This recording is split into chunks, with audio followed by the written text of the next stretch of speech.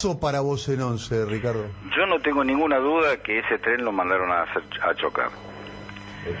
Y esto quedó demostrado en los dos juicios, porque el tren no frenó en los últimos 800 metros, se estrelló en el final del andén y el motorman, si se hubiera descompuesto o desmayado, seguramente lo hubiera dicho, porque nadie va a permitir que lo acusen de un choque con una condena si bien menor, si esto hubiera ocurrido.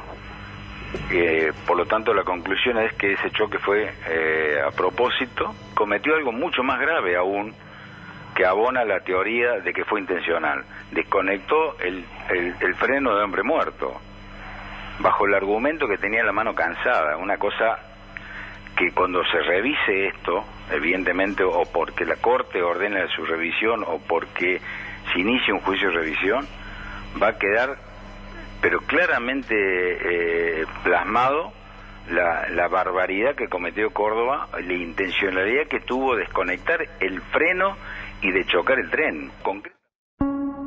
Fuertísimas declaraciones lo hizo con Tonietti en la radio, lo hizo hoy. Hoy me encuentro con Vanessa Toledo, ella perdió a su mamá en la tragedia de 11, a Graciela. Buenas tardes, muchas gracias por estar acá. No, por favor, gracias a usted. Lo que acabamos de escuchar, esa barbaridad que acabamos de escuchar, no fue lo único que dijo, también dijo, esto no ha sido una causa judicial, sino una persecución política. Nuevamente, a poner en la grieta este hecho tan trágico, ¿no? Y que se podía haber evitado si no hubiera habido corrupción en el medio. Tal cual. ¿Cómo te sonaron las palabras? No, mira, ya a esta altura, después de 7 años, y sobre todo escuchándolo de quien viene, ¿no? Un corrupto confeso, porque esto no lo digo yo. Se puede buscar en archivos en el año 2015, por una reducción de condena y una unificación de penas, él confesó que tomó dádivas de la empresa TVA durante su gestión en la Secretaría de Transporte. Entonces, ¿no te extraña lo que dijo? No, ya a esta altura yo no sé si tomármelo a chiste o qué, porque no, la verdad... No. Es un hecho que creo que a todos los argentinos nos sigue conmoviendo. Me imagino vos que perdiste a tu mamá. Sí, pero ¿sabes qué pasa? Tenemos fuiste perito también, sí, uno de los peritos. Yo pensaba que es el fenómeno que ella obviamente va creando, ¿no? Capas para protegerse, pero esto se llama retraumatización. Es decir, en el trauma psíquico no ocurre una vez, sino que es una cosa que vuelve y vuelve y vuelve y vuelve.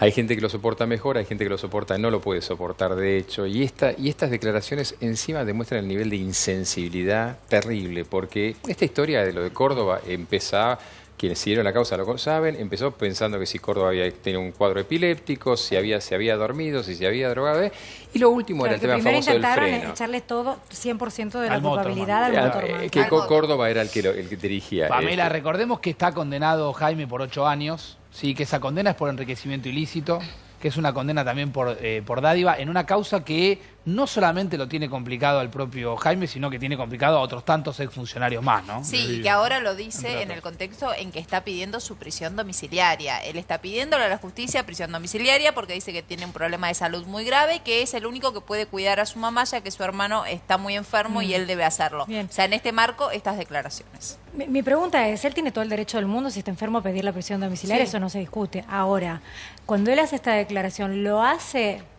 para defenderse? Digo, para deslindarse. Sí, pero si ya lo condenaron o no. Bueno, pero él dice que no se investigó como corresponde, que esto tiene un autor intelectual y que el autor material es el motorman, pero que acá no se trabajó para encontrar quienes mandaron a chocar el tren.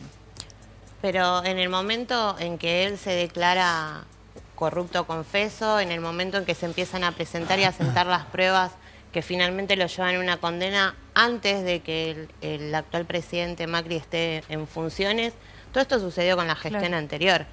Y de hecho, en el transcurso de las audiencias que se fueron dando durante la gestión anterior, entre ellos mismos, quien presenció las audiencias, el doctor no me va a dejar mentir, se fueron soltando la mano porque se fueron pasando responsabilidades entre unos y otros. Digo, Vane, me imagino que vos lo habrás contado un montón y por ahí estás cansada, pero es importante, ¿no?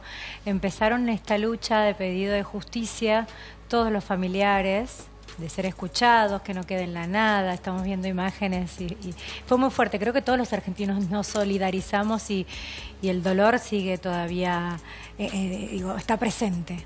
No, sí, total. Ahora, ¿cómo es que se fueron bajando? ¿Fueron decepcionándose de la justicia o se dieron vuelta?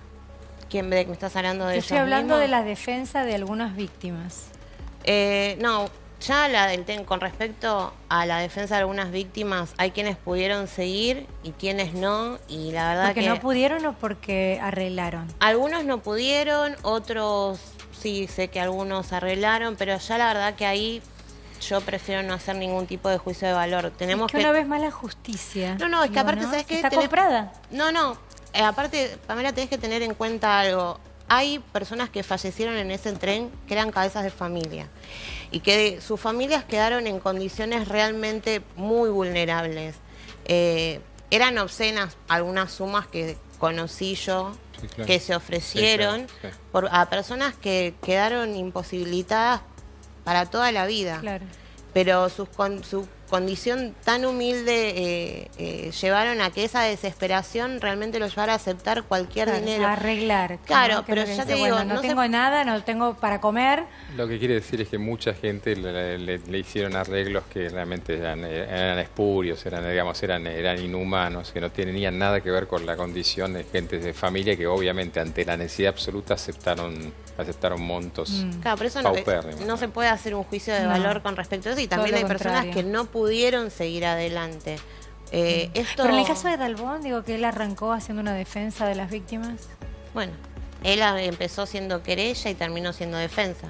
Pero eso fue como el más claro ejemplo. Sí, sí. Sí. ¿Y eso qué fue? Bueno, creo que sea la necesidad del caso de las familias. En el No, caso del abogado, Dalbón, sí. no, será la necesidad del caso de su familia, seguramente. Ah, A te hablan otro en nivel. serio, No, es ¿no? que, Porque no, es, Porque que es un acto de es una falta de corrupción. respeto para la familia, digo, no la No, comparación. no, es todo es lo que- contrario. es que- No tiene que ver con ningún valor. Es que el mismo tribunal se lo marcó. Bueno, vos lo vas a comentar, digamos, qué fue lo que pasó. No, hubo una audiencia en que se le prohibió la entrada ya a la sala para hasta la finalización del juicio por las actitudes que estaba teniendo con sus mismos colegas. Pero la verdad que... ¿Qué tipo de actitudes? No, peleas como si estuviesen, no sé, en un colegio secundario. Realmente era patético a ese nivel. O sea, no es que me tomo este tema chiste, te imaginarás No, que claro, no. claro. Lo que, Pero es que escuchando realmente... las palabras de Ricardo Jaime, pienso que no está contemplando el dolor de nadie. ¿No? Pero Pamela, desde el momento en que se llevaron la plata a sus bolsillos no contemplaron el dolor. Porque esto no pasó en el año 2012 por una persecución política, ni fue un acto gremial de ataque a la gestión. No. Quien realmente te tomó el trabajo de leer por lo menos una parte, darle un seguimiento a la causa, se pudo haber entendido, porque eso quedó en el expediente.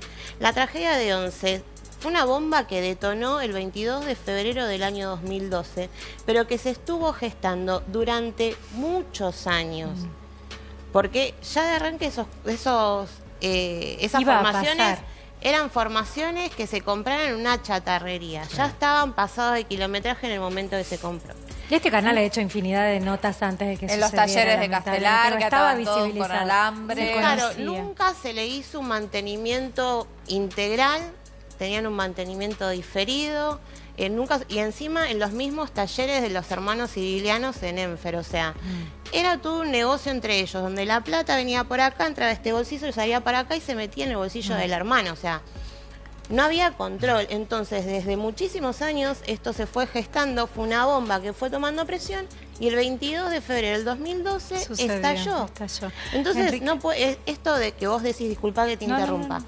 pero esta dejadez o esta falta de sensibilidad no la tuvieron nunca, desde el momento que se empezaron a llevar la plata a los bolsillos con viajes, con joyas, con muebles comprados en India y no sé qué otro país de Cierto, Oriente. Cierto. Eso, y no lo digo yo, lo pueden ver en el expediente porque hubo una pericia técnica y hubo una pericia contable, que un tribunal de primera instancia confirmó, por eso condenó, y que hubo otra instancia que fue casación, en la que también afirmó esas condenas en base a esas pruebas y otras que se fueron presentando durante el desarrollo del Exactamente. juicio.